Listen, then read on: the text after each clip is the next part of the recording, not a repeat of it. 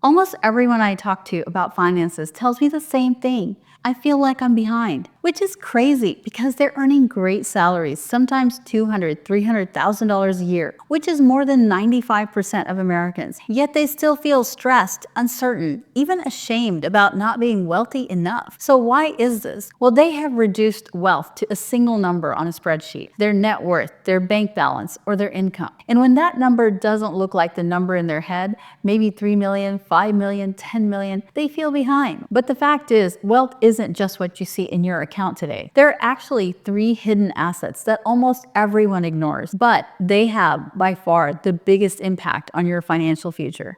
Here's the reality. If you're earning $100,000 per year, you're already in the top 25% of earners in the United States, which is one of the wealthiest countries in the world. That income stream is an asset. It's your human capital, the ability to work and generate an income. Whether you earn that because of your education or years of professional experience, that is one of the most stable and highest earning capacities in the world. Yes, you may feel burned out. Yes, your checking account may not show it. But the fact that you can consistently generate 6 figures of income every year is a powerful wealth building tool. This is especially true if you are young and have many years ahead of you. And it's not just your income. Many high earners also have a home or a retirement account. These investments are slowly appreciating and building wealth passively while you work. So don't disregard the most important asset, you, your physical, mental abilities, your education, your personality, all the things that allow you to go to work and earn an income. It is the foundation of wealth, but it's this next financial asset where things get even more exciting. Access. If you earn $200,000 as an individual or $300,000 combined with your spouse, you qualify as an accredited investor. That status opens doors that most people will never have access to. Private real estate syndications, private equity deals, venture funds, debt funds with double-digit returns. Private investments like these were always reserved for the ultra-wealthy with connections until the Jobs Act of 2012. The Jobs Act lifted regulations on private companies and allowed them to solicit investments under Regulation D. This dramatically increased access to these types of investments, but only for accredited investors. And it's not just investments, you have access to credit. Credit can dramatically amplify your ability to build wealth. You can buy $1 million asset with just $300,000 down. If the return is higher than the interest rate on that debt,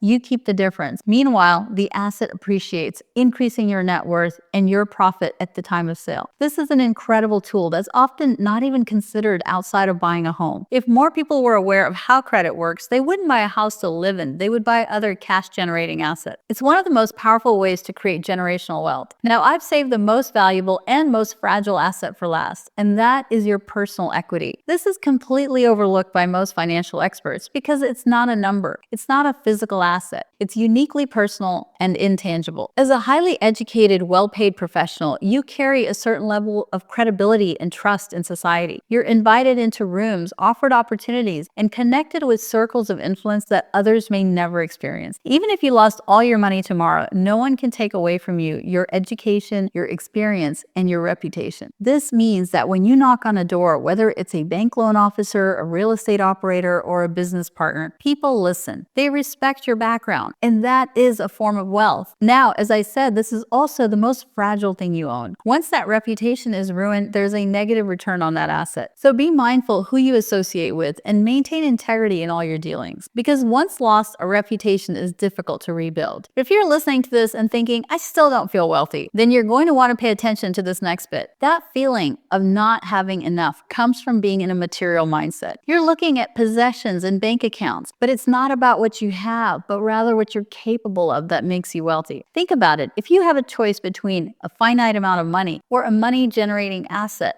which would you pick? The golden egg or the goose that lays the golden egg? The goose, of course, because of its potential, and you are that potential. But the real key is in how you use the assets that you do have, your income, your access, and your personal equity to build your life and your wealth. In this next section, I'm going to share the exact 3 steps you need to leverage these assets and transform your wealth building journey. First, step into an empowering mindset. You're not just an employee with no control over your life. You're a highly educated individual with access to resources and opportunities. employees. As Kathleen Cameron says, in order to do something you've never done before, in a way that you've never done it, you have to do things differently and you have to be different. This starts with believing that you're capable of building wealth. This is not an easy shift for employees. You've been trained to follow rules and achieve metrics to get paid. You're not usually encouraged to think about how to generate income through your resources and your ideas. Even at your job, you're likely not involved in business decisions or operations. You are asked to do tasks. But to become a generator of wealth, you have to adopt a leadership mindset, an empowered mindset, one which can explore deeply and think creatively and take chances. You can even start with your current job and think about how the business works. How would you make it more efficient, more lucrative? What are the barriers and how would you overcome them? Leadership is not about complaining. Leadership is about seeing the vision, identifying problems, and creating solutions. But of course, none of that is possible if you're not willing to learn from the ground up. Many high-income earners have graduate degrees, so they don't want to learn anything more.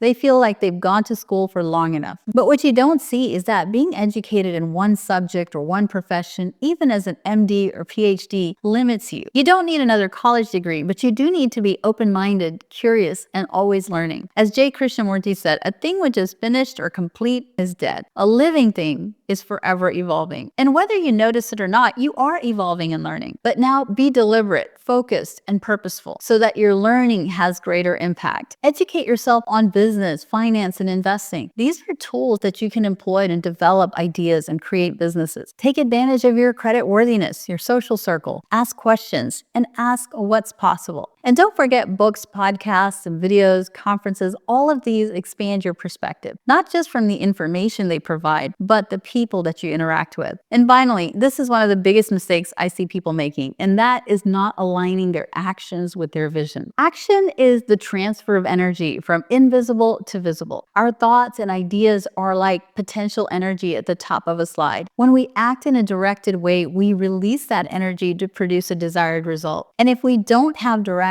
we waste that energy or produce undesired results. Richard Wallace, author of The Science of Getting Rich, said, "It's not about doing certain things. It's about doing things in a certain way." Now, sometimes when we try to get into action, we try to do too many things and end up being busy and overwhelmed. It takes discipline to slow down, make deliberate choices on what is most impactful and most aligned with your objectives. Tim Ferriss calls being busy a form of lazy thinking because it's often a way to avoid making the hard, intentional choices that really matter. So be deliberate, say no to low-value activities, and say yes to the things that create the most impact for your time and energy. What can you do today that would change your trajectory?